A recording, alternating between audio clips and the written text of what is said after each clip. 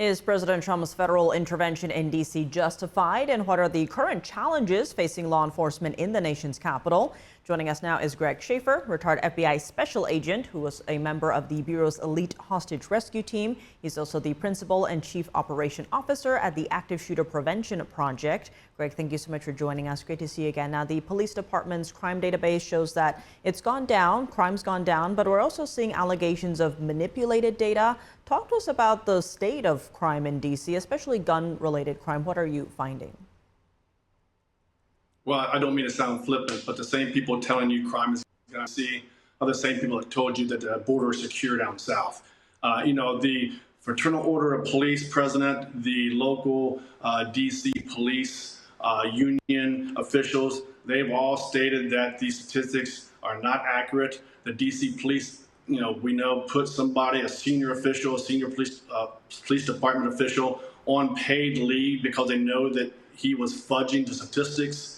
So, you can't believe a word that these Democrats are saying about the crime being, significantly reduced over the last year or two. We still have over 200 murders a year in D.C., which is, that's just not good. And it used to be just a few years ago, about a decade ago, it was less than 100. So, we've seen a significant rise in violent crime and murders in Washington, D.C. I myself visit that city quite often. I lived there for many, many years. And every time I go back, I see that it's gotten worse and worse over the last, decade or so. So, my personal opinion and what I see on the ground and with what my friends and colleagues and former, FBI agents tell me, that the violent crime in Washington, D.C. is at its all-time high. And on that note, what are some of the challenges facing the D.C. Metropolitan Police Department? How could federal involvement help here? Well, the devil's in the details in that. I mean, the operation order must be very defined and very clear about what the National Guard and what the federal agents that are on the streets can and cannot do.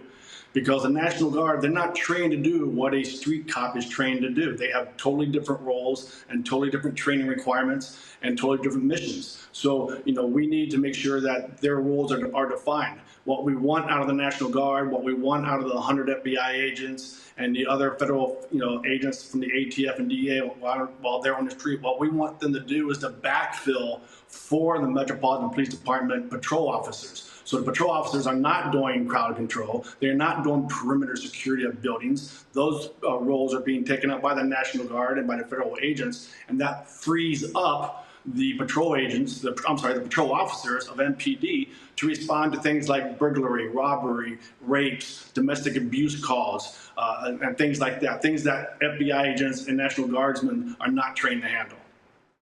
Why do you think recruitment numbers are so low? Well, just a year ago or 2 years ago, the D.C. Council stripped away $15 million in budget from the D.C. Police Department. That can't help. And then also during the BLM riots and during the whole defund the police movement, politicians and city leaders were encouraging residents to disrespect the police. Now, I know there is definitely a role that the police have to regain the trust of the American public, but the American public also has to re-examine, their respect that they show and give to police officers. I mean, who wants to go to a job where they're disrespected? So, recruiting's way down. I think there are 1,000 officers down right now. They have about 3,000 officers in the Metropolitan Police Department.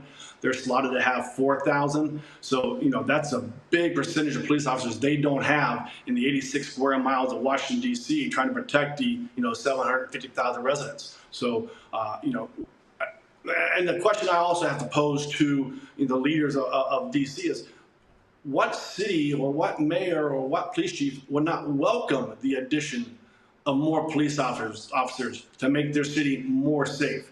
You see all these paid protesters and now get ready to come into town. It just befuddles me, why they would not want a safer city. And to your point, it does look like the numbers is they are down 800 police officers, to your point. So on that note, what needs to happen to bring those recruitment numbers up? Well, you need to get the funding back up so they have better equipment. They get paid for overtime. They're not working, double back-to-back shifts where they're so exhausted they can't focus and do their job correctly. So you have to make the quality of life in the job better. You get better pay, better benefits, better equipment, better supervisors, better leadership, and then again the respect of the community that they once had. I want to go back to the earlier point where the Pentagon does say about 800 National Guard troops will participate in what's being called the Safe and Beautiful Task Force. Have we seen anything like this before, and how effective could this be at lowering crime in our nation's capital?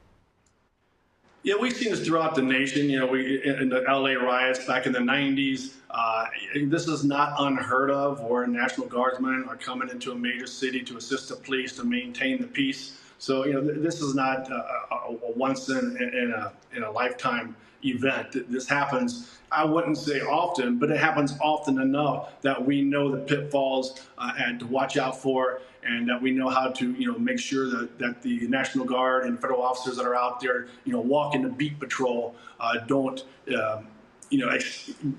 they don't push themselves too far and get out of their comfort zone and what they're trained and to do. So again, the federal government, the National Guardsmen, the federal agents, they're there to backfill the police so that the police officers can then do their, police patrol type work that, federal agents just aren't trained to do.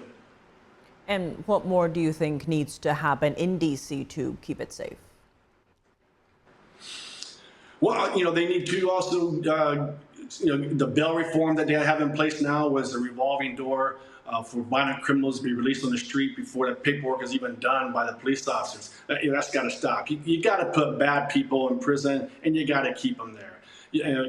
For the district attorney of Washington, D.C. to come out publicly multiple times and say that he will never prosecute a juvenile as an adult, that should never happen. I mean, juveniles with violent crime, with heinous crimes, should be tried as adults. So every juvenile out there and every gang member out there knows that if you can get a person under the age of 18 to commit those violent crimes for your gang or for yourself, that the punishment is going to be minimal, because juveniles are not sentenced to very long, lengthy prison terms, and they're allowed out of jail oftentimes by the time when they're 18. So we need to have a district attorney who stands up for what's right for the citizens and put violent offenders, regardless of their age, in prison and then keep them there.